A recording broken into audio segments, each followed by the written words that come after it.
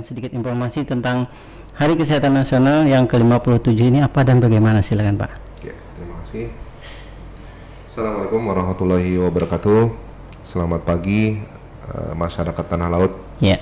Dan tentu saja sebuah kehormatan kembali diundang ke sini. Ini untuk yang ketiga kalinya nih Pak. Alhamdulillah, betul. Ke Radio Tentung Pandang.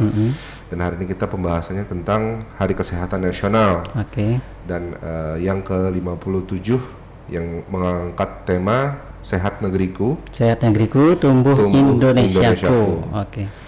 Mungkin kita sementara awal kita berbicara tentang sejarahnya dulu ya Pak ya, tentang Hari Kesehatan Nasional. Karena sejarahnya ternyata menarik dan ini ada hubungannya dengan situasi kita sekarang ini. Ternyata sejarah dari Hari Kesehatan Nasional sendiri pada tahun 50-an itu ada wabah malaria juga. Artinya sama dengan saat sekarang kita berada di wabah pandemi COVID-19. Dulu wabah malaria pada saat Presiden Soekarno, dan di saat tanggal 12 November tahun 1959 saat itu menjadi penyemprotan pertama untuk pembasmian wabah malaria. Dan sejak saat itu ditetapkan tanggal 12 November untuk tahun-tahun berikutnya sebagai Hari Kesehatan Nasional. Nah, mudah-mudahan semangat yang dibawa oleh Presiden Soekarno, pejuang kita dari yang dulu, sekarang kita berada di situasi yang sama. Mudah-mudahan wabah ini juga dengan adanya tagline Sehat Negeriku, Tumbuh Indonesiaku, Allah mengangkat wabah pandemi ini dari muka bumi ini. Amin. Dari Indonesia ini, khususnya kabupaten kita tercinta ini. Oke, berarti tahun 59 dari kemerdekaan 1945 udah sekian tahun Pak ya? Iya, 57 tahun. Oke. Nah, kemudian untuk ke Hari Kesehatan yang ke-57 ini mungkin ada informasi apa nih? Mungkin kegiatannya seperti apa Pak? Baik. Untuk kita sendiri di Kabupaten Tanah Laut tetap melakukan Hari Kesehatan Nasional bertepatan tanggal 12 November. Artinya kita lakukan besok sesuai ya? Besok betul. Setelah memang kita dapat arahan juga setelah konsul dengan Bapak Bupati, karena memang hari Jumat ya, harinya pendek. Betul. Dan kita tetap melakukan protokol kesehatan dan dengan susunan acara yang benar-benar minimalis dari tahun-tahun sebelumnya saat pandemi seperti itu. Oke. Jadi apa atau kegiatan apa Pak? Jadi acara untuk besok biasanya kalau sebelum kita berbicara sebelum pandemi dulu, itu memang seluruh SKPD itu kita undang, yang Porkofimda dan sebagainya. Nah kemarin sesuai dengan arahan, karena kita walaupun kita dalam situasi yang sekarang landai banget gitu. Betul, ya, landai informasi tuh. Dan kita hanya ada 2 yang isoman, nggak ada penambahan kasus baru. Kita tetap harus semangat untuk menjaga protokol kesehatan. Oleh karena itu kita juga nggak mau jumawa juga melakukan kegiatan mengumpulkan orang banyak dengan hegemoni yang jadi kita tetap mengundang yang sesuai dengan arahan juga. Acaranya pun tentu saja nanti akan dibuka oleh Pak Bupati. Pak Bupati nanti akan membacakan sambutan dari Bapak Menteri Kesehatan biasanya. Dan nanti ada yang menarik tahun ini yang berbeda dari perayaan HKN sebelum-sebelumnya adalah kita akan ada mengheningkan cipta untuk petugas-petugas kesehatan kita yang gugur akibat COVID-19. Penanganan COVID-19. Betul. Mungkin secara umum untuk nakes-nakes kita di Indonesia dan di Tanah Laut juga kita kan ada beberapa yang teman-teman sejawat kita yang memang gugur juga, baik itu langsung berjuang menghadapi COVID dan memang ada yang dampaknya tidak langsung kena COVID ini. Oke, berarti bentuknya semacam seremoni juga Pak, atau mungkin seremoni offline, jadi nanti tetap ada acaranya di ruang di halaman Dinas Kesehatan. Nanti kita undang seluruh UPT kita, organisasi profesi di Kabupaten Tanah seperti IDI, PDGI, IBI, PPNI, YAKMI dan sebagainya kita undang. cuman ya tetap protokol kesehatan satu-satu. Dan di hari HKN ini juga kita tetap mengadakan pembagian hadiah. Pembagian hadiah karena sebelumnya ada rangkaian lomba-lomba, Pak. Oh gitu. Dan salah satunya adalah pemberian untuk tenaga kesehatan terbaik. Dan posyandu terbaik. Itu kemarin dilombakan, Pak ya? Dilombakan, dan itu memang rutin setiap tahun. Nah, kalau sebelum pandemi itu kita mengundang yang yang mendapat trofi itu yang 1, 2, 3-nya kita undang semua dan kita serahkan saat acara HKN. Cuman karena ini waktu singkat dan dengan protokol yang ketat, kita undang hanya yang juara 1-nya saja. Sedikit Pak, mungkin bisa dijelaskan mengenai lomba tadi, Pak. Ini apanya yang ditekankan, Pak, dalam lomba itu? Baik. Untuk lomba-lomba ini sebenarnya kita pertama tujuannya tentu untuk memotivasi dan merangsang agar teman-teman di puskesmas, ini untuk puskesmas, agar bisa berinovasi dan akhirnya memberikan pelayanan terbaik untuk masyarakat.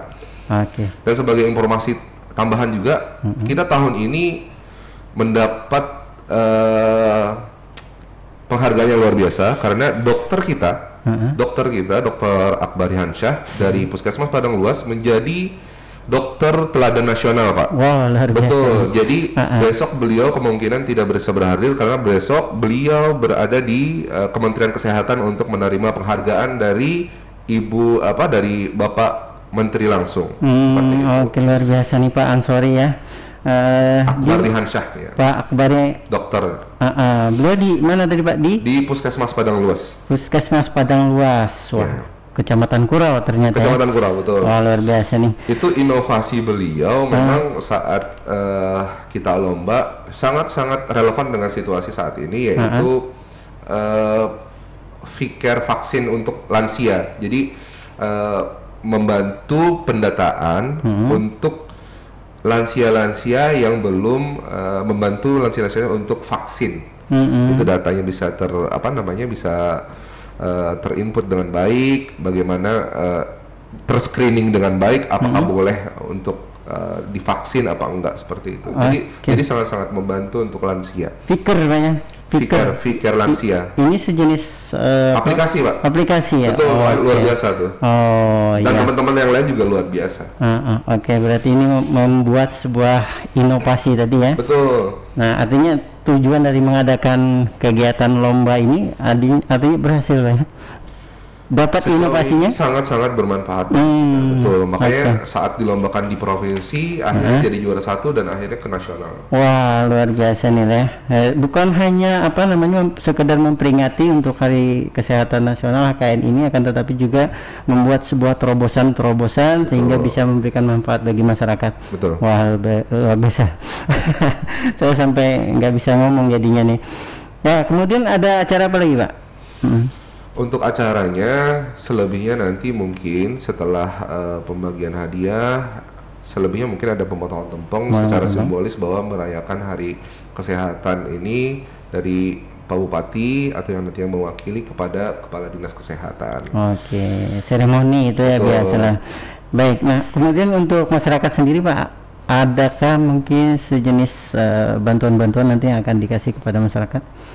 Untuk sementara ini kita tetap berprogram, kita pusatkan di di puskesmas. Sementara ini kalau untuk bantuan-bantuan tetap kita hanya melakukan pelayanan kesehatan seperti itu, dan kita tetap melakukan program rutin saja sepertinya, gitu Pak.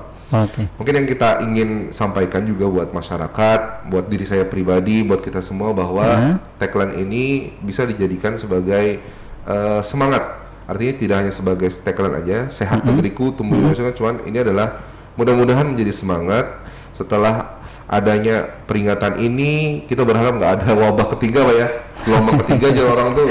Kita berharap mudah-mudahan ini landai dan akan terus hilang, dan kita tetap semangat untuk juga menjaga protokol kesehatannya sehingga benar-benar kita berada di level yang istilahnya level 2, 1 dan bahkan sudah tidak dibatasi lagi kegiatan kita. Ya, dengan tagline yang ada ini, sehat negeriku tumbuh Indonesiaku, mungkin hubungannya dengan di tanah laut ini apa Pak? Mungkin silakan.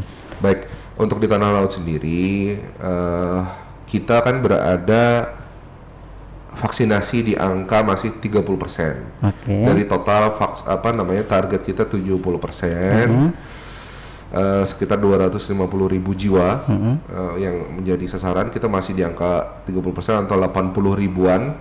Artinya masih ada 40% yang harus dikejar. Kita berharap tagline ini juga menjadi semangat untuk bersinergi antar SKPD, antar lintas kecamatan, lintas kelurahan, dan kita berharap seperti yang kita sampaikan tadi ya Bapak ya, kita ngobrol di luar, bahwa kami berharap tugas ini tentu sangat berat kalau hanya disandangkan ke dinas kesehatan. Tentu tidak bisa. Betul. Yang intinya adalah ini adalah tugas kita bersama, dan level terbawah dari tingkat RT, kelurahan, desa, bahkan kecamatan itu harus bersatu, bersinergi agar kita semangat mencapai vaksinasi kita. Mungkin semangat ini yang sehat negeriku, tumbuh Indonesia untuk kabupaten kita. Kalau kita lihat Pak, ini dari yang sudah dilaksanakan vaksinasi di Tanah Laut, ini mencakup sampai ke sekolah-sekolah sudah nih Pak. Sudah. Dan ini kayaknya sudah mulai merambah ke RT-RT. Betul. Selama ini usahanya seperti apa Pak mungkin Pak? Untuk vaksinasi sendiri, awalnya kan kita memang dipusatkan di puskesmas masing-masing, di pusat kesehatan masing-masing.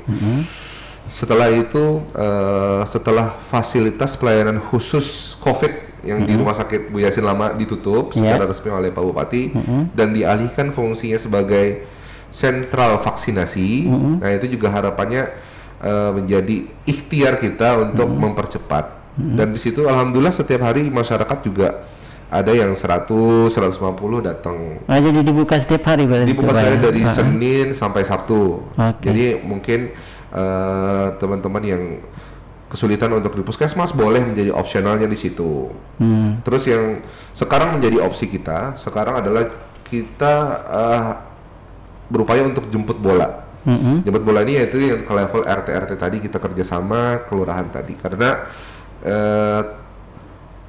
masih ada memang stigma-stigma, dan salah satu apa namanya musuh kita adalah media sosial yang negatif ini.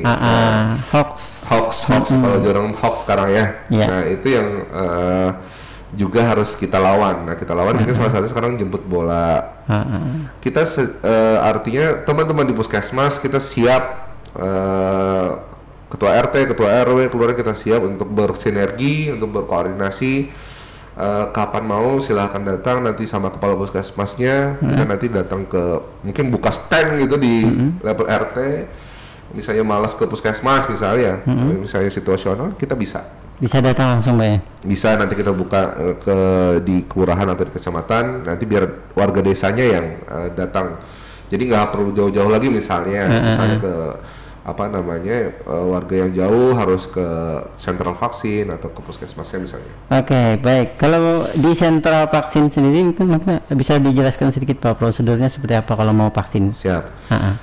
Di sentral vaksin sendiri prosedurnya sangat mudah, membawa KTP saja, dan KTP, kita pendaftarannya pun offline ya. Luring, nggak online. Artinya memang perdatang, dan kita kuotanya sementara ini kita buka untuk 100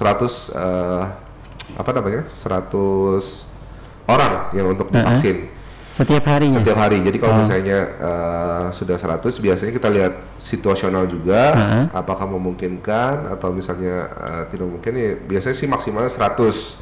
Cuman kan yang datang belum tentu bisa divaksin. Setelah kita screening, biasanya misalnya tensinya tinggi, atau misalnya masih ada keluhan mengkonsumsi obat-obat tertentu, atau ada penyakit sistemik tertentu, nggak bisa nanti dialihkan dokternya, nanti kita kasih rekomendasi kapan lagi untuk kembali lagi. Begitu. Jadi 100 dosis maksudnya Pak, bukan 100 orang. Iya, 100 dosis per harinya. Ya maksimalnya. Sedikit mungkin Pak diinformasikan, kemarin kan sempat ada informasi bahwa kita masih kekurangan suplai vaksinnya itu sendiri, mungkin sekarang seperti apa Pak? Nah ini yang seperti disampaikan oleh Pak Bupati sendiri, kita kabupaten ini sekarang berada di level 3 Pak. Di level 3 ini bukan berarti karena level transmisi kita yang kurang bagus atau kapasitas respon kita yang kurang bagus juga, bukan.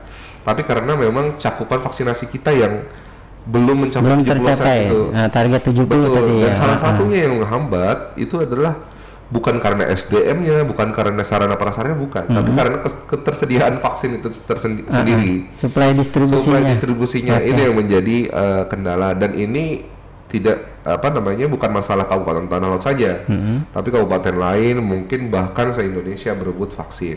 Nah, untuk kondisi sekarang kita masih ada, karena setelah dapat kemarin itu dapat bantuan sekitar 20.000 dari Dinas Kesehatan Provinsi, yaitu Pfizer ya Pak ya, Pfizer ya, Pfizer. Luar biasa nih. Kemarin upayanya seperti apa? Perjuangan untuk mendapatkan itu mungkin seperti apa?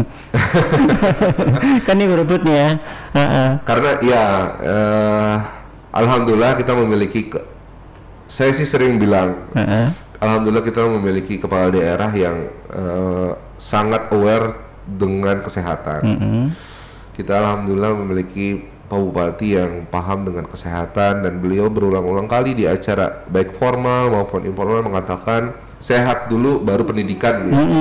Soalnya kalau ada sehat susah juga untuk sekolah. Susah juga untuk sekolah. Artinya memang tentu saja ada usaha atau effort yang dilakukan. Ibu Kepala Dinas juga memiliki hubungan yang baik juga dengan Kepala Dinas Provinsi. Akhirnya alhamdulillah memang kita akhirnya dapat bantuan vaksin seperti itu. Baik, nah kembali ke ini Pak, ke Hari Kesehatan Nasional tadi, mungkin program-program yang dilaksanakan selama ini, apakah ini sudah tercakup atau terhandle dengan tema ini Pak, Sehat Negeriku Tumbuh Indonesia? Mungkin pendapat Bapak seperti apa nih Pak? Oke. Memang Dinas Kesehatan adalah Dinas Kesehatan Kabupaten ya, artinya kita adalah turunan dari Dinas Kesehatan Provinsi, dari Kementerian Kesehatan, seperti itu, dari atas ke bawah, dan semua programnya sudah sudah menjadi salah satu paket. Pertama, usaha kita menjadi kabupaten yang satu-satunya pertama dulu di Banua 7. Banua 7 itu yang sini ya. Bukan Banua 5. Banua 5 kan di hulu sungai. Banua 7 kita di sini yang menjadi kabupaten pertama yang UHC. Universal Health Coverage, di mana seluruh warganya itu nanti ditanggung oleh Pemda, ada yang dibayarkan untuk jaminan kesehatannya. Nah, itu juga menjadi salah satu unggulan kita. Jadi kesehatan masyarakat udah dijamin ya? Iya, betul. Habis itu pelayanan kesehatan kita tingkatkan, di mana tahun ini kita ada 2 pembangunan puskesmas baru di Durian Bungkuk dan di Bentok Kampung. Itu juga sebagai upaya tumbuhnya Indonesia. Betul, untuk akses pelayanan itu upaya dari kita. Ini sekali lagi saya bilang bahwa Bupati kita concern dengan kesehatan, itu yang kita senang. Dan program-program yang lain tentu kita menjalankan dari kementerian, bahwa ada akreditasi puskesmas dan ada SPM dan sebagainya, kita jalankan sebagaimana mestinya, walaupun sempat terhambat memang terkendala pandemi. Cuman karena sudah mulai melandai dari September kemarin, alhamdulillah ini sudah mulai berjalan, dan kita berharap tahun depan, mulai bulan ini, tahun depan kita sudah normal kembali. Amin, mudah-mudahan. Amin. Ya, kita doakan saja.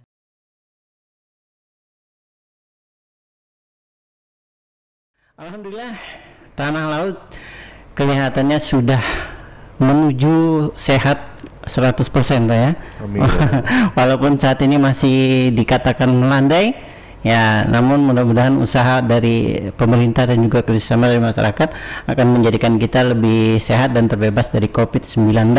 Dan untuk tumbuhnya sendiri Pak, ini silakan diberikan keterangan sedikit seberapa tumbuhnya sudah di Tanah Laut mungkin khususnya. Tumbuhnya dari apa itu maksudnya begitu Pak?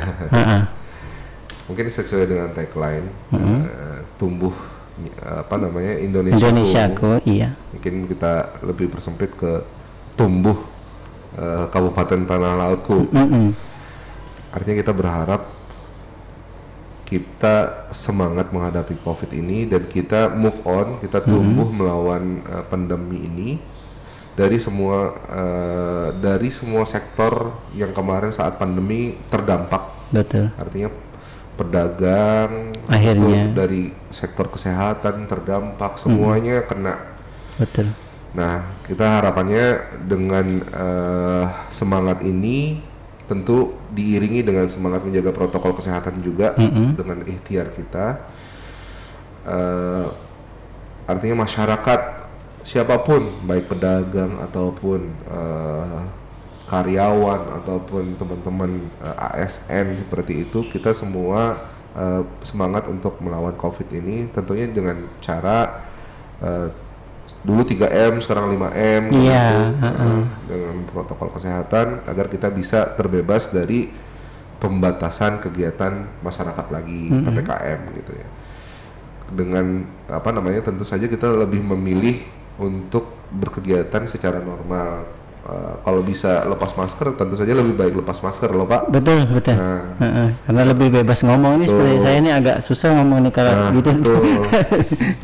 Cuman kalau sekarang ya kita harus bersabar dulu, tetap semangatnya kita harus kita jaga. Pertama adalah semangat kita yakin melewati pandemi ini. Yang kedua adalah semangat tetap jangan kendor melakukan protokol kesehatan agar hasilnya nanti maksimal dan kita terbebas dari pembatasan kegiatan masyarakat. Oke. Kalau logikanya Pak, kita ini kan sudah dikatakan agak melandai Pak ya. Dan itu menjadikan kita lengah misalnya Pak ya. Akhirnya kita melepas masker, kemudian bebas beraktivitas. Ini dampaknya mungkin seperti apa Pak dengan 30-70 ini Pak? Baik, sebenarnya sudah banyak kasus-kasus yang di satu tempat gitu landai terus dia lengah, melakukan perayaan, melakukan pengumpulan massa tanpa protokol kesehatan, akhirnya kembali terjadi ledakan gelombang tsunami dari wabah lagi. Artinya kalau sebelum pandemi ini dinyatakan menjadi endemis oleh pemerintah pusat, maka sejauh itu juga kita masih melakukan protokol kesehatan. Walaupun secara faktanya ya, kayak Pian ngelihat atau Ulun ngelihat, sudah nggak ada yang kayaknya sehat-sehat aja. Habis itu Serene yang ngangkut pasien, ambulan udah nggak berseliweran seperti itu. Artinya kita nggak boleh itu yang jadi patokan. Tetap yang jadi patokan adalah pemerintah kita.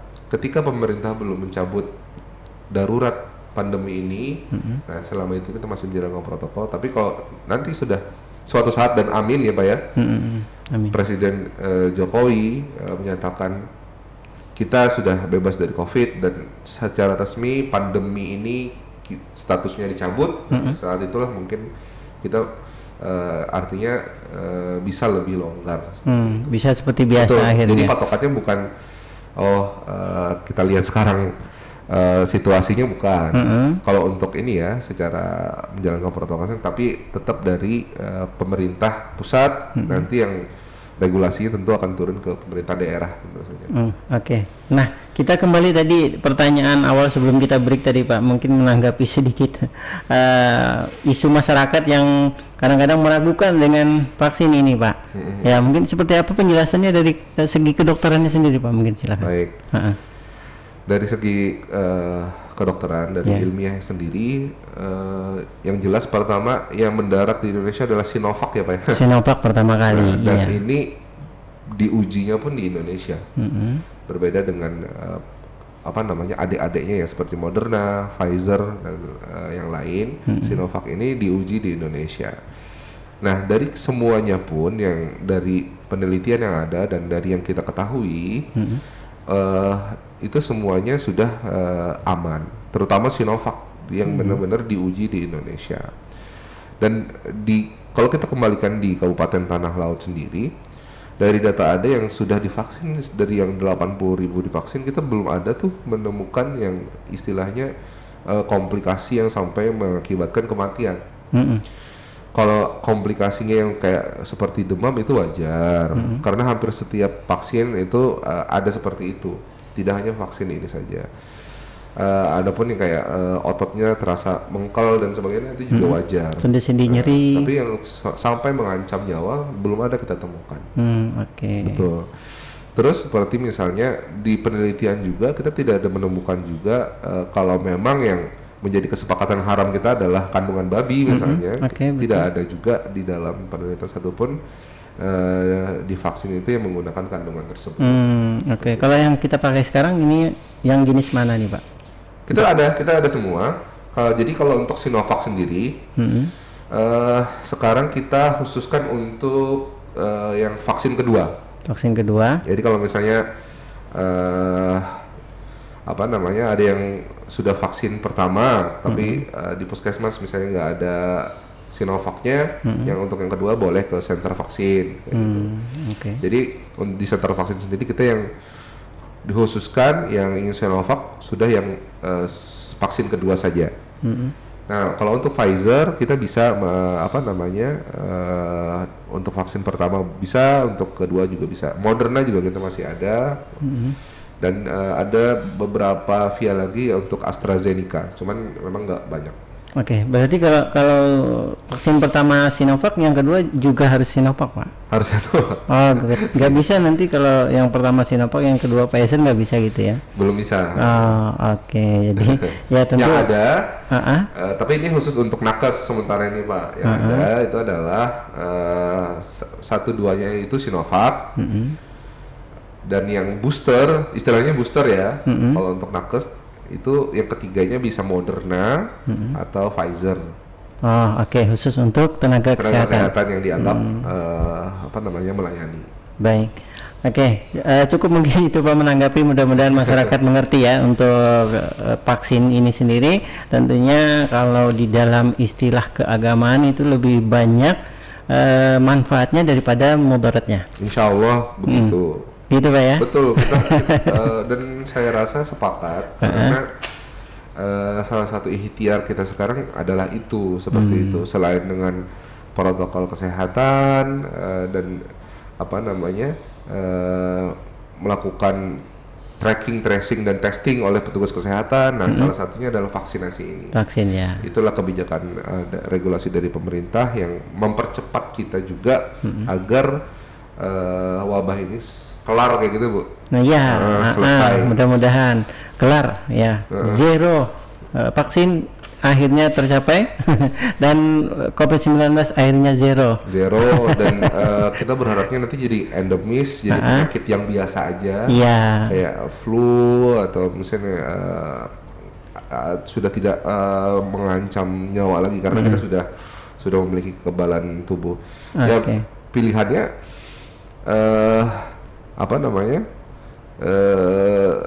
disuntik vaksin gitu, atau misalnya kena coronanya langsung kan sih. Kalau kena corona langsung kan kita ini ya istilahnya berjudi. Ada yang kena, syukur-syukur kalau misalnya nggak bergejala parah. Nah kalau parah ya itu yang jadi ini. Dan terbukti kan kebanyakan yang sudah vaksin juga gejalanya relatif lebih ringan. Karena memang kelihatannya setelah vaksin ada ini kasus sudah sangat jauh berkurang Pak ya. Betul. Nah tapi menariknya untuk jenis-jenis penyakit lain Pak, ini mungkin masih ada kasus yang terjadi atau gimana, seperti demam berdarah kemarin kan rame ya. Ada. Jadi kita dari Dinas Kesehatan sendiri, kita alhamdulillah kita nggak lengah. Artinya walaupun kita berada di situasi pandemi, kita tetap menjalankan. Kalau misalnya ada wabah DBD gitu, kita tetap pantau. Kalau ada kasus per RT misalnya lebih dari 2, kita tetap melakukan fogging dan sebagainya. Kita tetap tetap waspada terus. Misalnya ada kebakaran kebakaran hutan juga, karena tanah laut ini benar-benar menarik Pak ya. Selain memang kabupatennya memiliki wisata yang bagus, banyak wisata gitu, dan kita berada di kabupaten yang ring bencana alamnya cukup tinggi. Selain banjir, karhutla juga. Makanya karena itulah kemarin berpotensi untuk ISPA, kita juga siaga juga bersama BPBD dan SKPD yang lain. Banjir juga kita sempat curah hujan. Ya, ini apalagi sudah masuk musim hujan. Makanya kita semuanya tetap siaga. Insya Allah walaupun pandemi tidak mengurangi semangat teman-teman dari Dinas Kesehatan, teman-teman di Puskesmas, biasanya tetap jalan aja sih. Oke, untuk menangani penyakit-penyakit lama yang saat ini mungkin sudah menjadi kalah populer dengan COVID-19 ya. Kalah populer. Kalah populer aja mungkin, tapi tetap ada Pak ya ternyata ya. Ada.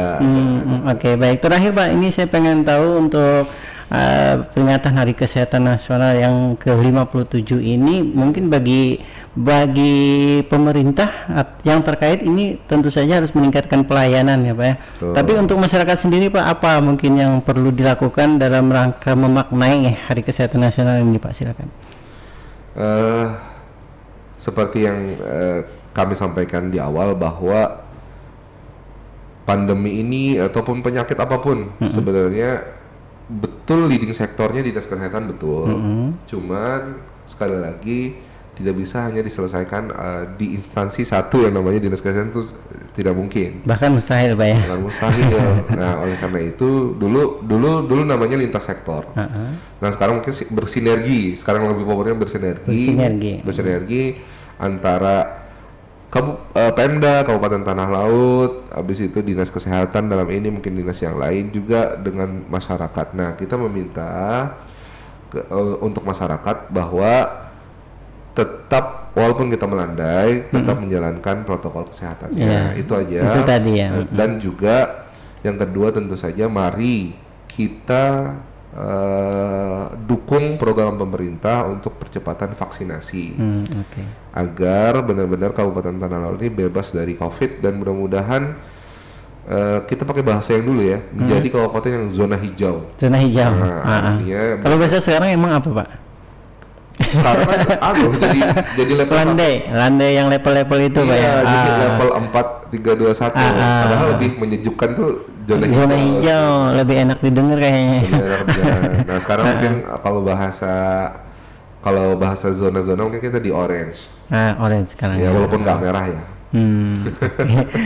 Syukurlah kalau gitu ya.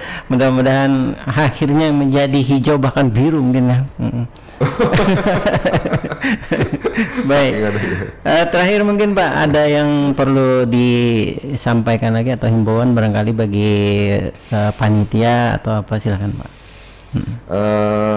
Tentu saja perayaan Hari Kesehatan Nasional yang 57, kalau 57 itu manusia kan sudah dewasa Pak ya? Ya, tuha dewasa. Tapi belum pensiun sih. Belum tuha banar lah. Tuha banar. Mungkin ada yang nggak setuju, tapi bukan Kak. Itu masih ya dewasa lah. Masih dewasa. 40, 57, dan kalau PNS itu belum pensiun. Artinya tapi 57 tahun itu bukan waktu yang singkat. Betul. Dari perayaan 12 November 1959 tadi sampai sekarang, artinya kita berharap PR kita sekali lagi untuk menjaga kesehatan kita ini tentu dengan berbagai macam prestasi di bidang seperti pelayanan kesehatan tadi, tumbuhnya beberapa pelayanan kesehatan, puskesmas baru, habis itu beberapa program kesehatan di desa-desa dan sebagainya. Tentu kita jangan fokus hanya ke ke wabah saja, dan masih ada PR-PR yang lain, di mana masyarakat, rumah keluarga sehat aja kita masih ada yang masih PR juga di Kabupaten Tanah Laut. Nah, harapannya khususnya buat teman-teman di Dinas Kesehatan, kita harus tugas kita berat. Saya sampaikan tugas kita berat, tapi sekali lagi kami meminta kepada seluruh masyarakat dan tentu saja SKPD terkait, Diskominfo nih terkait banget untuk informasi dan hoaxnya itu, untuk informasi dan hoax, untuk pemberitaan dan seperti ini, karena memang komunikasi dan salah satu media efektif sekarang kan memang kayak WhatsApp dan seperti ini, dan media sosial seperti Instagram, Facebook dan sebagainya. Itu penting, berperan penting. Intinya kuncinya adalah kita punya visi yang sama. Kalau sudah punya visi yang sama, tentu saja kita punya misi-misi yang sama untuk bisa menggolkan menjadi satu visi yang yaitu kita bebas dari COVID ini. Oke, yang jelas kita menuju sehat negeriku, tumbuh Indonesia.